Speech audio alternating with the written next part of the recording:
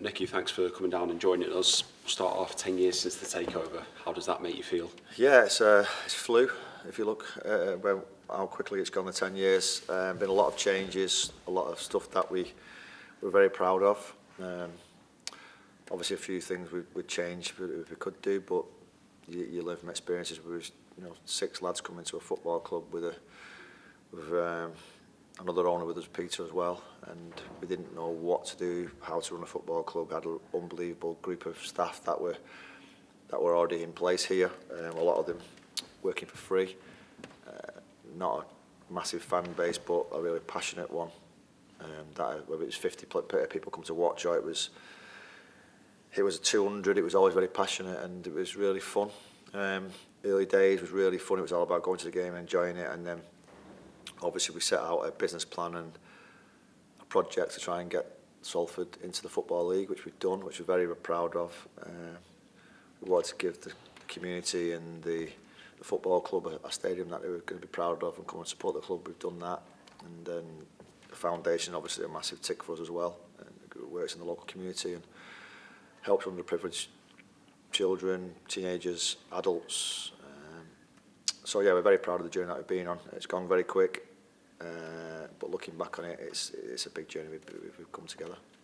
And another major part of it, you touched on them there, the committee who were involved in the club for so long before, and so many of them still involved. How important is that? Yeah, I mean, they're an incredible group of people that we inherited when we come into the club and took over the club, and if it wasn't for them, we wouldn't be where we are today. We know that, and obviously some have gone, some are still here, and there's always a place for them at Salford City. As long as we're here, they'll be part of this football club, and they'll be part of the running of the football club. The supporting, the feedback from the fans is massive for us as well, and because we want to improve and get better in all aspects.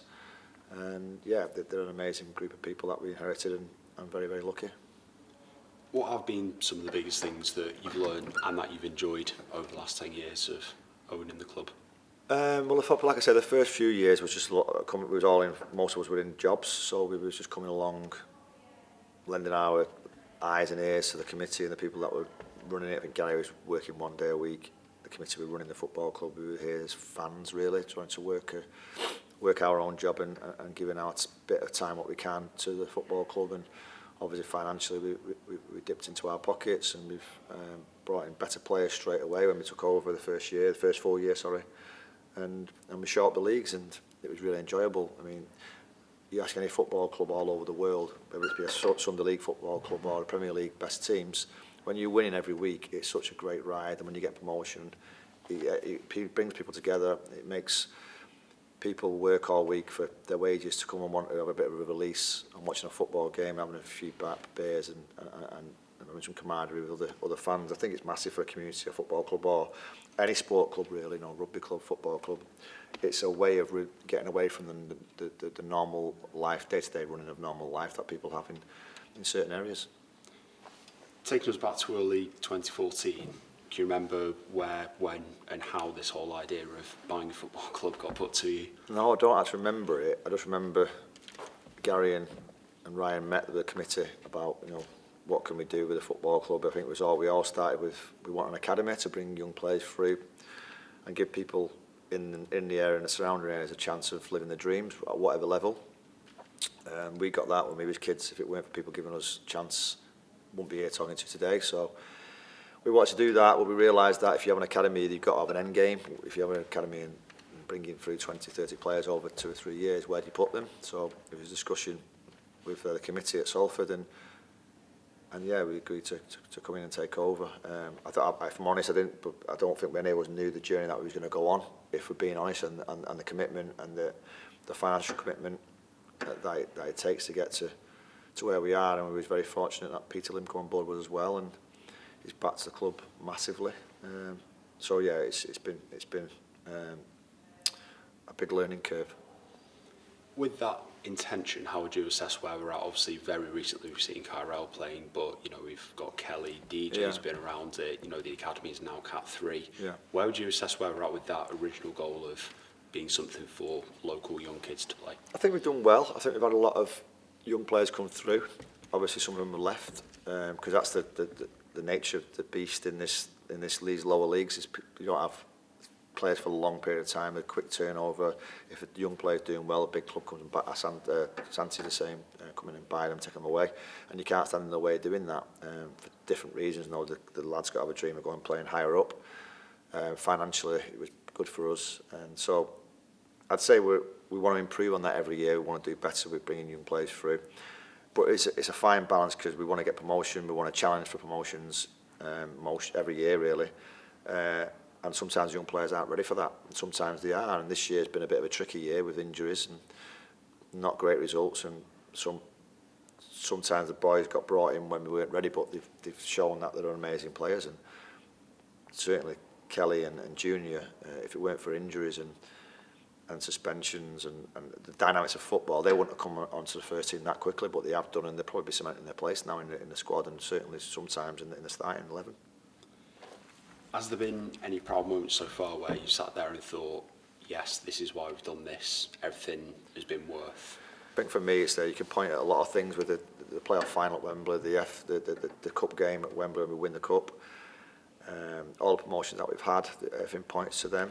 But for me, I think the game against Leeds in the cup, when we're playing against a massive football club, rivals of our own back in our Man United days as well, on TV, full house, and you're looking round, and it's not so much the football on the grass, it's the dynamic around the whole stadium and the feel-good factor.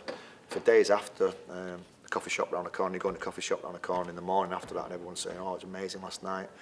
Things like that bring the community together, and I think that was probably, in memory of the last 2 or 3 years, that's the biggest smile that was on my face was that night. Yeah, and it's touching similarly on in terms of the greatest achievements. You know, you talk about community, the promotions, the players that have come through over the 10 years. What have been the standouts? Yeah, I think the standout would have to be for me the playoff final at Wembley against Fylde when it was a great day. All the owners were there, the families, and the kids were all there. The players all come for a drink after us with us at a bar in London. It's a really nice feeling. The committee members were there as well. It was a really great feeling that, and some of that will stick a long time in my memory because I've been fortunate to do a lot of good things in football in my life, but that's up there with them all because it's a proud moment. It's our team, and it's our team that we want to do well, and to do that at Wembley as well, it was an amazing achievement. But then little things around, you see things that probably the fans don't see or the media side don't see. Well, not internal media, but the external media. But the foundation's a massive shining light above us. It does amazing work in and around the local area. It's such a young foundation as well. It's grown massively very quickly, and that's something we're very proud of. That'll be on our CVs for the rest of our lives. We've got some great people working in that, and does some great work around the area. Also, little things like the food banks that we had at the stadium, and you see some people going in there and going in for 3 or 4 hours a day when they can't afford to put the heating on at home, and the cost of living crisis, things like that you don't really think of. Usually, it's just football. But you dig down a little bit. There's a lot of good stuff that's been going on. That's probably not been reported as much as what we should have done, really. It's just touching on the foundation. It's probably similar to that original vision with the academy in that you need something like a football club as a channel to help signpost things. Obviously, the players go down on the visits, but again, just the work they do, not just throughout Salford, throughout Greater Manchester, in a really competitive area as well. It's been phenomenal. Yeah, it's phenomenal growth what they've done. I think it mirrors the football club for me quite weirdly, because I think the football club went so quick, promotion, missed one, promotion, and obviously now we've stood still for a few years, but it grew so quickly, and the same as foundation, it's grown so quick. You've now sometimes even got to put the brakes on a little bit, as we did with the football club, and go, right, okay, we need to sort out the fundamentals underneath. So we grew so quick as a football club. It was really professionalised on the football pitch side of it, and then the background of it was like the training complex, the stadium, the staffing structure, the recruitment structure, the analyst department. That wasn't ready to be a successful, ready to be a professional, full-time professional club. So same with the foundation, it's gone so quickly, and Tom Hudson's drove it really well. And again, it's like you know, you sit back and you talk and you talk like this as I am today. You don't really think about it when you don't do interviews. It just goes on. You go, oh, foundation's doing well. This is doing well. Everything gets focused on the football team and the players and the results. But the bigger picture is the work that a lot of people are doing within this football club and within the foundation. It's really something to be proud of. If you could go back 10 years, what would you tell yourself? I don't know, to be honest with you. I think with that, it's like, well, everything we've done has been good. Everyone wants promotion every year. It's not going to happen. You know, everyone wants to get to the playoff, winning 1-0 for the second leg against Stockport and go up. It didn't happen, but I think as long as you're improving every year, you know, you're doing well. This year is obviously doesn't look like it's going to be an improvement from last year, but you can have. There's been massive changes. You know, it was run. The football club was run with Gary for 2 days a week.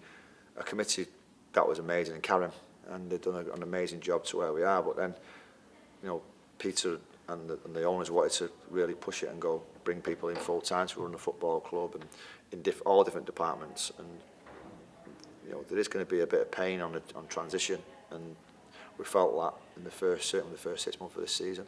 We felt that pain within the football side of it, on that department, within the business side of it, within the social media side, within the commercial side. It's all been such a big change at one big push. So you know, people don't really see that. They see what's on the pitch, and rightly so. That's the driving force. But I just said be a bit more patient. We was very gung ho. Let's go. And sometimes, you know, you're not always ready for it. And I think even though what we wanted was success every single season, and we still do, let's be honest, I'd take promotion now and then worry about all the stuff that comes with it after. But yeah, I think I'd tell myself, and I'm pretty much sure all the lads would say, be a bit more patient with certain dynamics of the football club.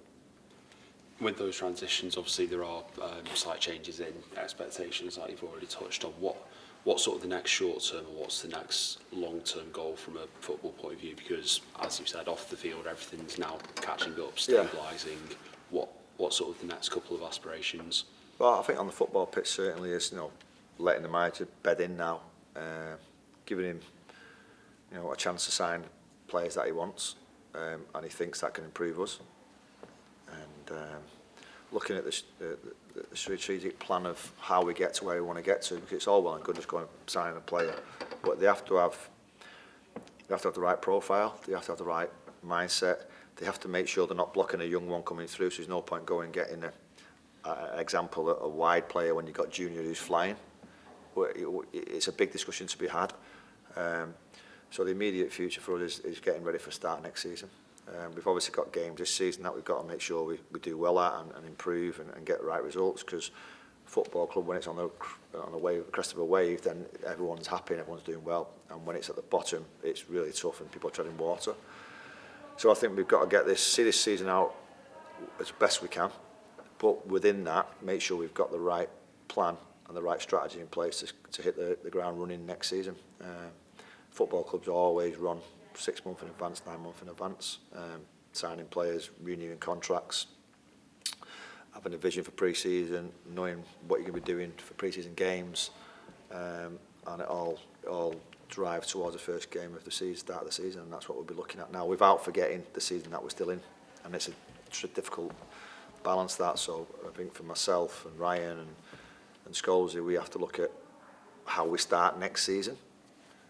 With Carl and his staff, he's got a contract on this season, getting the right results, with a little bit of an eye on what's going to happen at the start of this next season and the end of this season, because I think transfers and targets will start to be put in place now.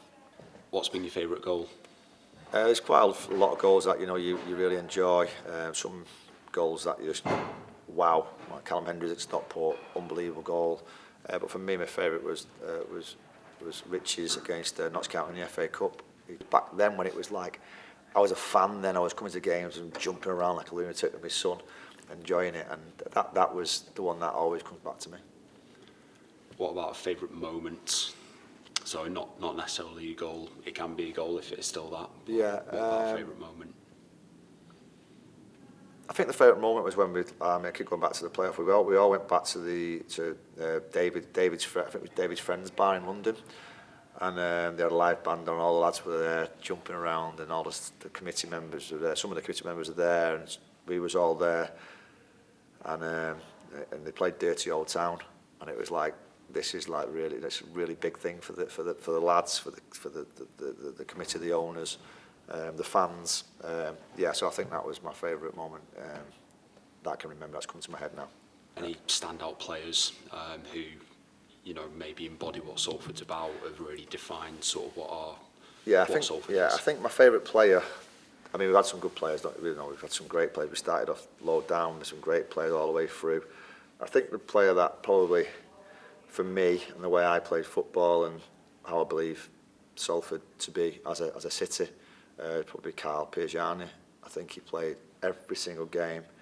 He was brilliant for us. He'd stick his head in where he needed to. He'd tackle. He'd be a leader. He'd be humble around the staff, ground staff. You know, every single person around the club was humble with. And I remember the massive bump he got in the game at Wembley, and he played on. I think it's difficult to pick one.